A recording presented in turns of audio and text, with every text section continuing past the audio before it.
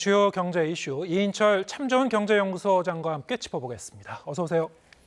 네, 방금 전 리포트로 우리가 이제 봤습니다만 참 극히 이례적인 일이 일어났습니다. 미국 이 슈퍼 파워라는 미국이라는 국가의 이 신용 등급이 한 단계 내려갔습니다. 국제 신용평가사 피치가 이렇게 강등을 했는데 사실 지난 5월에도 이미 피치가 이 강등 가능성, 등급 하향 가능성을 시사한 적이 있었어요. 근데 맞습니다. 당시에는 이제 이 디폴트 위기를 그 고비를 넘어갔었거든요. 그건 한 두 달 동안에 어떤 일이 있었던 겁니까? 맞습니다. 세계적인 신용평가사 세 군데가 있습니다. 예. 무디스, 피치, 그리고 S&P. 정확하게 2011년 8월 5일은 미국의 국치, 굴욕의 날입니다. 예. 스탠다드 앤 푸어스가 미국의 최고의 국가 신용 등급을 AAA에서 한 단계 낮춰버렸어요. 그러자 금융시장이 굉장히 흔들렸거든요. 미국이 기침을 하면 전 세계가 몸살을 앓는다라고 할 정도로 두 달여 동안 금융시장이 굉장히 혼선을 빚었습니다. 예. 근데 똑같은 일이 벌어졌는데 3대 신용평가사는 이렇게 국가 신용 등급을 낮추기 전에 미리 앞서서 이제 예고를 합니다. 예. 등급 전망이라는 게 있어요. 등급 전망이 스테이블, 안정적에서 부정적으로 바뀌게 되면 부정적 관찰 대상으로 바뀌면 조만간 지금 예의주시하고 있는데 지금 내건 조건을 해소하지 않는다면 국가 신용 등급을 내리겠습니다라는 사전적 의미거든요. 예. 그래서 말씀하셨던 것처럼 지난 5월만 하더라도 지금 이미 부채한도 협상이 굉장히 턱걸이에 와서 여윳돈으로 지금 그때 막 움직이고 있을 상황이었고 민주당과 백악관 그리고 이제 의회에서 논의가 잘 안 될 때였어요. 서로 힘겨루기. 내년 중간 선거 앞두고 굉장히 이제 힘겨루기 할 때였기 때문에 디데이가 7월 초다 아니다 6월 말이다 계속해서 시한을 연장해 가면서 이제 삿발싸움을 하고 있었을 때였거든요. 예. 그럼에도 불구하고 결국 합의를 했단 말이에요. 합의를 했잖아요. 네. 합의를 해서 2025년까지는 부채한도 협상을 상한을 해주되 대신에 증가율을 조금 억제하는 방식으로 했는데도 불구하고 지금 이 피치가 강등하는 배경을 크게 한 세 가지 정도 들고 있어요. 예. 첫 번째 이유가 뭐냐? 미국의 연방정부의 재정이 너무 악화되고 있다.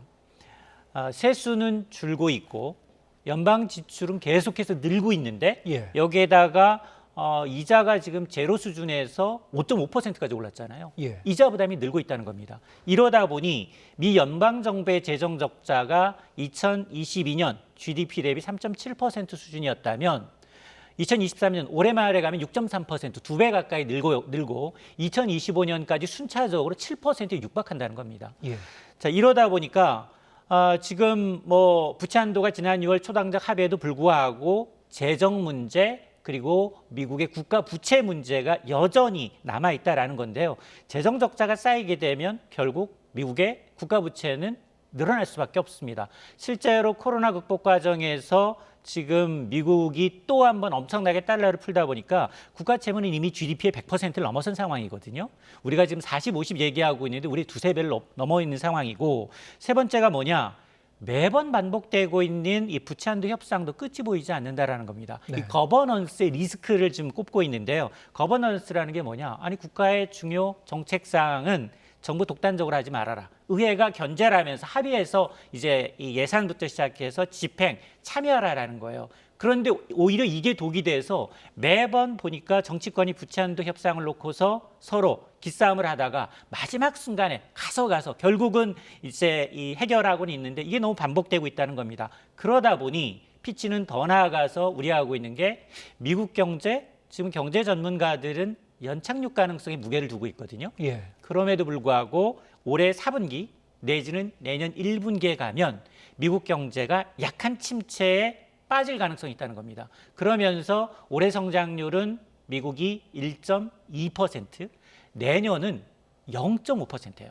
제로 성장을 얘기하고 있거든요. 예. 이 얘기는 지금 투자은행과는 정반대 의견이에요. 투자은행들은 지금 미국이 급격하게 금리를 올렸음에도 불구하고 고용시장이 여전히 단단하고 그리고 물가가 조금 낮아지고는 있지만 불안하긴 하지만 한 번 정도 기준금리를 인상하면 통제 가능한 수준이다라고 보면서 연착륙에 무게를 두고 있는 것과 피치와는 정말 상반된 시각을 갖고 있기 때문에 이건 시간이 가면 불과 4분기라고 하면 얼마 남지 않았거든요. 네. 4분기 내지 1분기니까 확인이 가능한 겁니다. 예.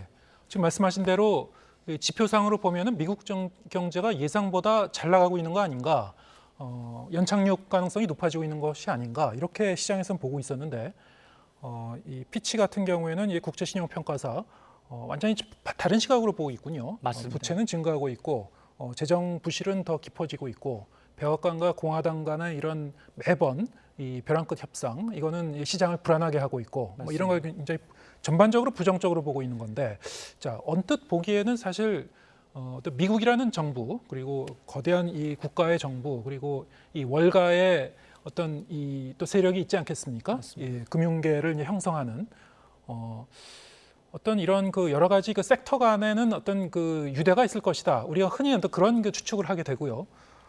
국제신용평가사도 그 거대한 세력의 일부가 아닐까 이렇게 생각하는 사람도 많았을 것 같습니다. 그런데 이번에 보면은 예. 이 3대 신용평가사 중에 하나라는 피치, 미국 정부와는 완전히 독립적으로 움직이고 있거든요. 어떻게 이해해야 되나요? 아마도 이제 그 연방정부 그리고 FRB 그리고 이제 독립기관인 완전히 민간 신용평가사인 이제 주요 세계 3대 신용평가사 사실 별개예요. 완전히 다 별개인데 물론 우리가 이제 인사를 통해서 자네트 옐런 장관은 야 FRB 의장도 했다가 재무장관까지 했으니 뭐 유관 관계가 있지 않겠냐라고 예. 하지만 완전히 연방준비제도 이사회의 금융통화위원회는 별도의 독립된 기관으로 민간 은행에서 출발했고요. 예. JP모건 등 소수의 은행에서 출발해서 별도의 입지적 이를 인정해주고 있어요. 통화 정책에 대해서 함부로 행정부가 나서서 관여하지 않습니다. 그리고 마찬가지로 2011년에도 스탠다드 & 푸어스도 미국의 하나의 일개 기업이에요. 자산총액 뭐 몇 조 되지 않은 기업임에도 불구하고 이제 이 최고 국가 신용 등급인 미국의 국가 신용금을 떨어뜨리니까 당시에 미 행정부가 난리가 났습니다. 일개 미국의 기업이 최고 신용 등급이 미국의 국가 신용 등급을 강등시키냐? 세무조사 들어가겠다. 전방위적으로 압박을 했어요. 예. 자, 그럼에도 불구하고 굴하지 않습니다. 여기도 마찬가지예요. 오늘도 보면 제니 옐런 장관은 뭐라고 얘기했느냐? 굉장히 부정적이죠. 지금 왜냐하면 거의 이제 긴축의 막바지에 들어서 경기가 정말 소프트 랜딩, 연착륙할 수 있는 좋은 시기에 국가신용등급 강등이라는 악재를 만났기 때문에 오늘도 이제 피치의 결정이 굉장히 자기적이다. 그리고 왜 옛날 지표를 가지고서 판단을 하느냐라는 예. 겁니다. 자, 그러면서 이제 비판을 하고 있는데 말씀하셨던 것처럼 이런 비판은 나올 수 있지만 이런 비판을 수용해서 피치가 번복을 하거나 아니면 국가신용등급 전망을 또 상향 조정 이게 내리기는 쉬워요. 올리기는 상당히 어렵습니다. 그렇군요. 왜? 예. 올릴 때는 미리 예견해야 돼요. 예. 정말 지표가 좋아져서 등급 전망을 이제 안정적인데 이걸 또 긍정적으로 파지티브로 올리고 난 다음 그리고 난 다음 한 1, 2개월, 수개월 정도 본 이후에 올라가는 절차이기 때문에 예. 내려가기는 쉽지만 올라가기 쉽지 않습니다. 지금 미국의 국가 신용 등급은 무디스만 최고 신용 등급일 뿐 지금 피치, S&P는 최고 신용 등급 한 단계 아래에 머물고 있는 겁니다. 예, 알겠습니다. 자, 이 아까 말씀하신 대로 12년 전에도 주요 신용평가사 S&P가 미국 신용등급을 이제 강등한 적이 있었는데 그때는 이 금융시장에 엄청난 영향을 줬단 말이죠. 맞습니다. 이번에는 어떤 영향을 줄지 일단 오늘 기준으로 보면 국내 주가 환율은 출렁거렸습니다. 많이 하지만 그 출렁거린 정도가 어느 정도 예상했던 정도입니까? 어떻게 평가하십니까? 일단 정확하게 예, 2011년 8월 5일이 S&P가 이제 미국의 국가 신용 등급을 강등한 날인데 강등하자마자 이제 아시아 증시가 먼저 기장을 했는데요. 예, 우리 코스피가 3.8%까지 떨어졌어요. 그 당일 날만. 예. 그리고 한 달 정도 지나 보니 한 17%까지 떨어졌어요. 물론 미국도 S&P 500 지수 대형주가 한 달 정도 한 15% 빠졌으니까 예. 그거보다는 조금 더 빠진 거죠. 그러다 보니까 외국인 자금이 빠져나가고 환율이 좀 출렁을 벌였습니다. 근데 오늘 상황을 좀 보게 되면 아마 대부분 내일자 헤드라인은 블랙 웬스데이다. 물론 지금 아직 이제 이 미국 증시가 개장을 하지 않았습니다. 예. 오늘 밤 미국 증시의 향방이 가장 중요해요. 예. 아시아 증시는 지금 일본, 대만, 홍콩 대부분 2% 넘게 떨어졌고요. 우리나라는 1.9, 한 9% 정도 떨어졌거든요. 예. 자, 그러다 보니까 상대적으로 좀 덜 떨어진 건 있지만 예. 이게 다 끝이 아니다라는 끝이 거고요. 아니다. 맞습니다. 이 환율 변동폭을 보게 되면 오늘 하루 만에 환율이 14.7원이나 올라서 예. 1,300원에 육박을 하고 있어요. 야, 미국의 국가 신용 등급이 떨어졌는데 왜 미국 달러와 가치가 약세를 보여야 되는데 오히려 달러는 강세입니다. 거꾸로 간 것 같습니다. 맞습니다. 예. 이게 외환 시장이 반복되고 있는데 이렇게 미국발 위기라고 하더라도 예. 투자자들은 위험 자산에서 안전 자산으로 돈을 빼서 예. 신흥국에서 돈을 빼서 다시 안전 자산이 미국 국채에 투자한다는 거예요. 그렇군요. 예, 예. 그러다 보니 미국 국채 가격 이제 수익률은 올라가고 금리는 올라가고 오히려 달러 인덱스는 강세를 보이고 있기 때문에 예. 지금 현재 유럽 주요 증시 이제 출발했거든요. 여기도 지금 보니까 1% 중후반대 하락세를 보이고 있는데 지금 미국 증시가 이걸 어떻게 소화하느냐, 그리고 예. 이게 단기간에 끝날 것인가, 아니면 앞서 이제 2011년처럼 한두 달 정도 이상 이제 파급 효과가 있을 것인가. 과거는 조금 달라졌어요. 2011년 어떤 일이 있었느냐? 2008년 리먼 브러더스 사태 있었잖아요. 네. 그 사태, 경기 침체로 인한 위기를 극복하지 못한 상황에서 맞았던 위기였기 때문에 더 예. 뼈아팠고요. 예. 지금은 물가 때문에 초긴축을 하면서 거의 막바지에 들었거든요. 그래서 경기 회복을 만끽해야 되는 시점에서 터졌기 때문에 과거보다는 전문가들은 충격은 좀 덜하지 않겠느냐. 자, 그러면 가장 중요한 건 언제쯤 회복될 건데, 예. 언제쯤 안정될 건데인데 사실 누구도 예측하기는 좀 어렵습니다. 그러나 과거 2011년을 보게 되면 증시도 그렇고 환율도 그렇고 한 두 달 정도 좀 흔들렸던 예. 그런 걸 경험했기 때문에 그거보다는 좀 짧아지지 않겠느냐라는 건데요. 저는 여기서 리스크인이 또 있어요. 미국도 약한 뇌관이 있어요. 미국도 지금 실리콘밸리뱅크 지난 3월 터지면서 예.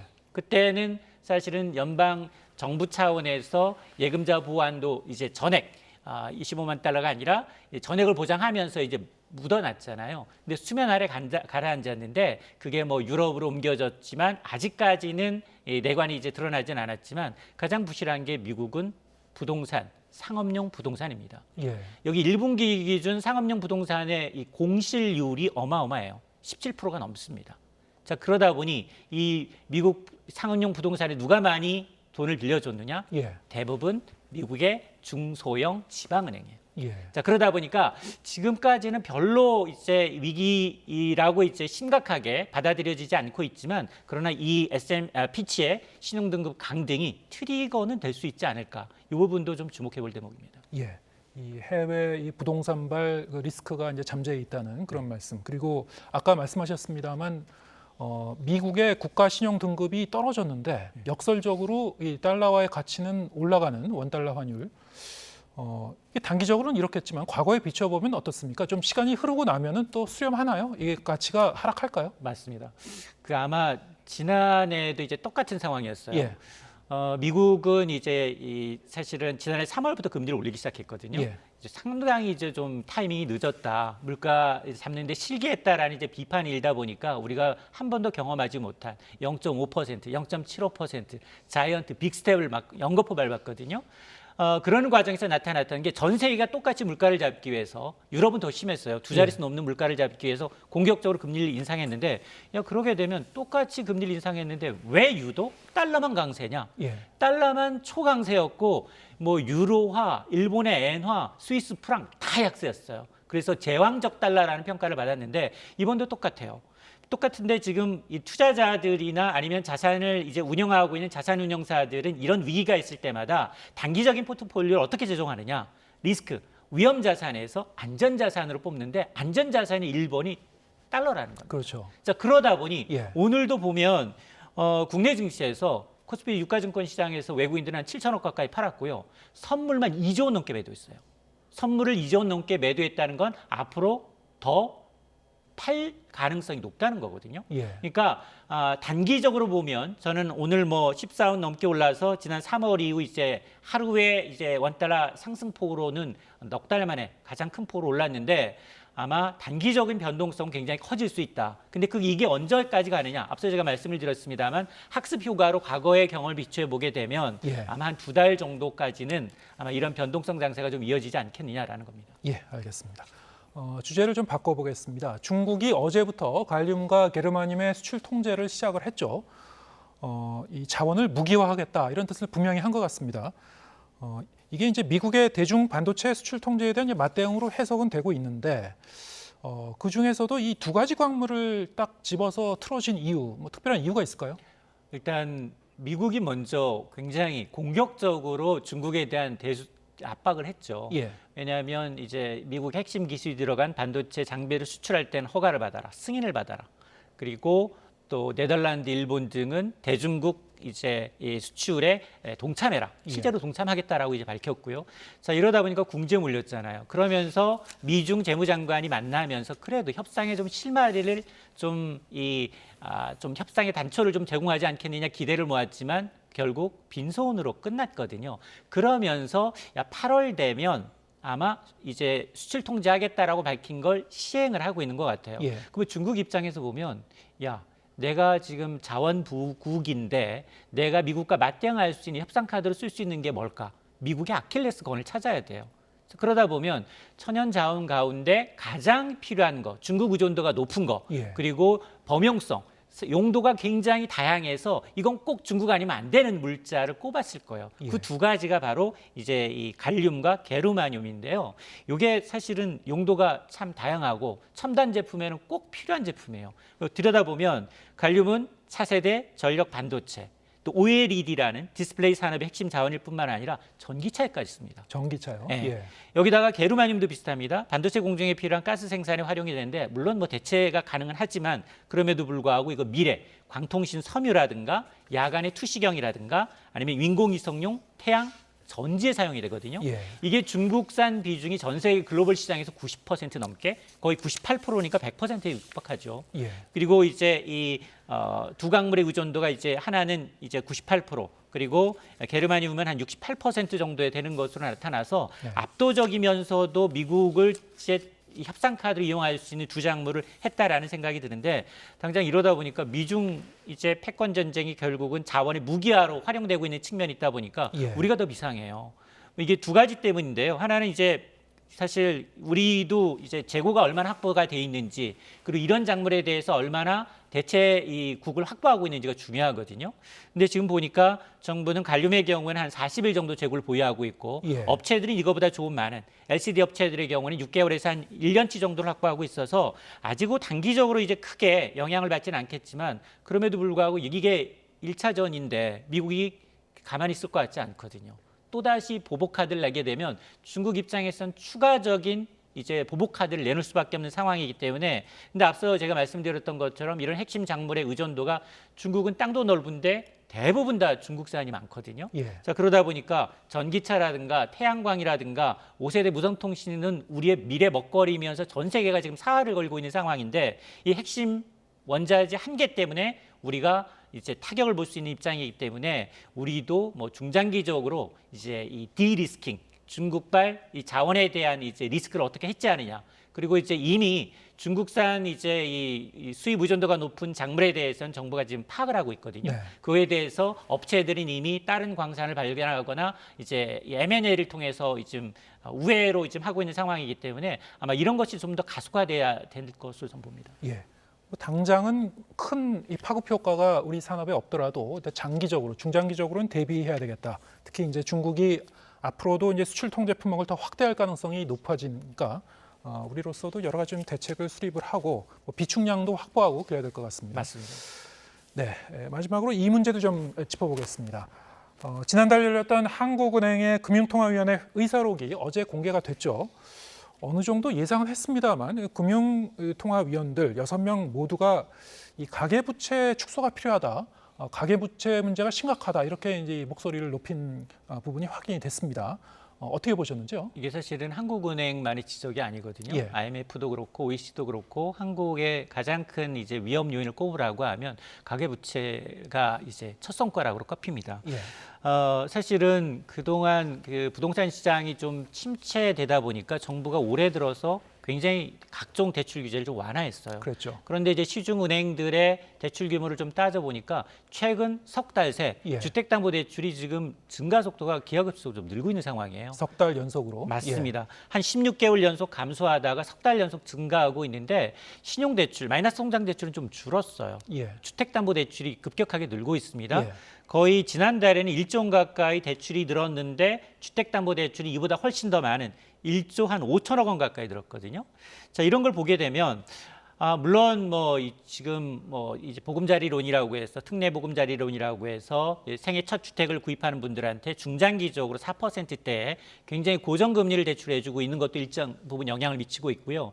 그리고 입주 아파트의 경우에는 집단 대출이 나가거든요. 입주한 아파트들 또 하나가 이제 이 역전세 때문에 집주인들의 경우에는 대출을 좀 풀어주고 있거든요. 네. DSR 규제를 풀어서 세입자의 전세 반환 보증용에 대해서는 대출을 좀 풀어주고 있다 보니까 이런 것들에 대한 이제 이 우려의 목소리가 아마 이제 금통위원들 사이에서도 함께 있는 것으로 보여서 사실은 금리를 올리는 것은 이제 가계부채는 두 가지 측면에서 네. 리스크 요인이에요. 예. 이자 비용은 늘어났잖아요. 근데 금리를 올려야만 전체적인 총량은 줄어들잖아요. 네. 그러다 보니까 한은의 셈법이 복잡해지는 겁니다. 예.